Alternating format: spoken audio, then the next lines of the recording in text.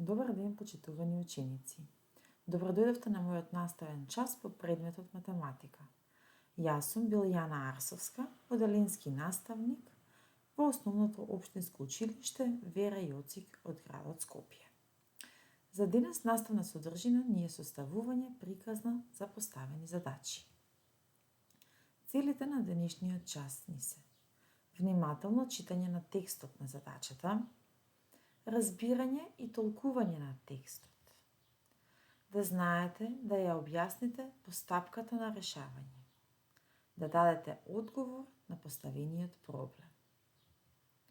Правило: кога решаваме текстуална задача, потребно е текстот да го прочитаме внимателно, убаво да размислиме која или кои операции ќе се применат во решавање на задачата.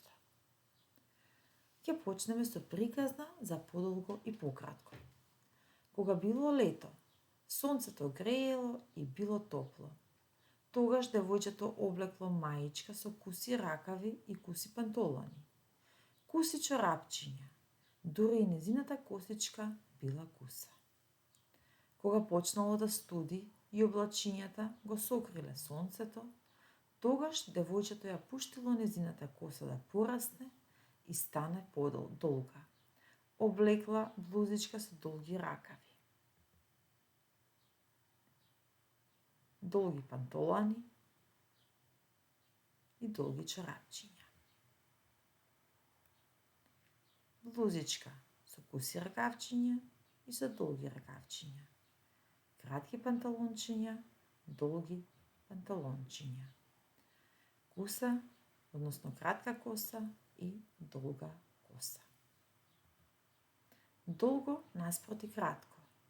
Долги панталони, кратки панталони. Долга блузичка, кратка маичка.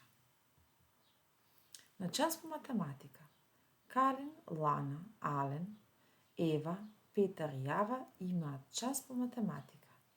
Секој од нив треба да реши по една задача. Помогнете им да ги решат задачите.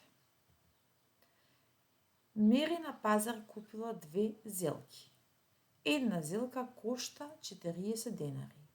Колку денари платила Мери за 2 зелки? Калин вака одговорил: 40 плюс 40 да е еднакво на 80. Мери за 2 зелки потрошила 80 денари. Мери на продавачката и дала 100 денари. Колку денари и вратила продавачката? 100 минус 80 да е еднакво на 20. Продавачката и вратила 20 денари. Одговорот на Калин е точен. Еден геврек кошта 15 денари, а еден перек кошта 10 денари. Колку денари вкупно коштаат геврекот и перекот? Лана одговорила, ја решила задачата. 12 плюс 10 да е еднакво на 25. Одговорила, вкупно коштаат 25 денари. Лана точно одговорила. Еден јаболка кошта 25 денари. Колку денари се потребни за 2 килограми јаболка? Ален ја решил задачата на овој начин. 25 плюс 25 да е еднакво на 50.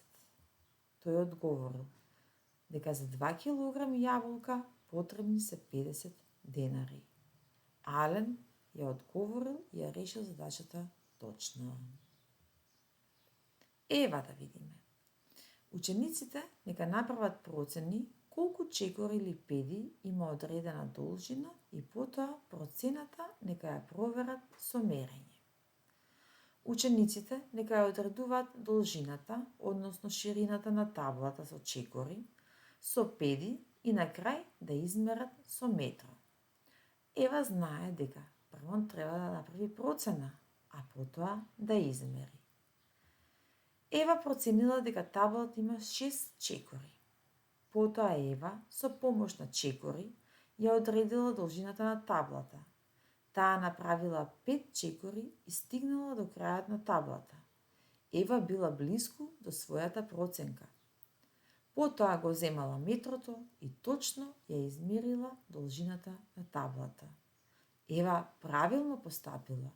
Први направила проценка, а потоа измерила.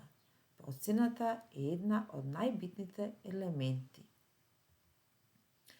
Учениците нека утврдат со броење колку пати ја има сината, односно зелената мерка и нека залепат соодветен број. Петар кренал 2 прста за да реши задачата. Првиот пример е покажан. На првиот пример имаме точно 1, 2, 3, 4, 5, 6, 7, 8, 9 ленти. 9 црвени ленти. Потоа, почнал да ја брои сината лента.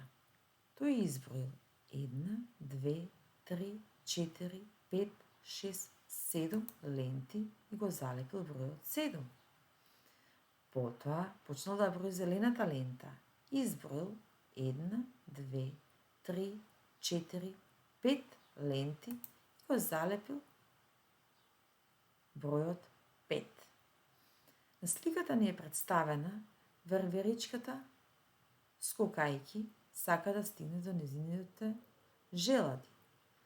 Таа, скокајки по црвената лента, ќе направи 9 чекори, по сината 7, а најголемите чекори се 5.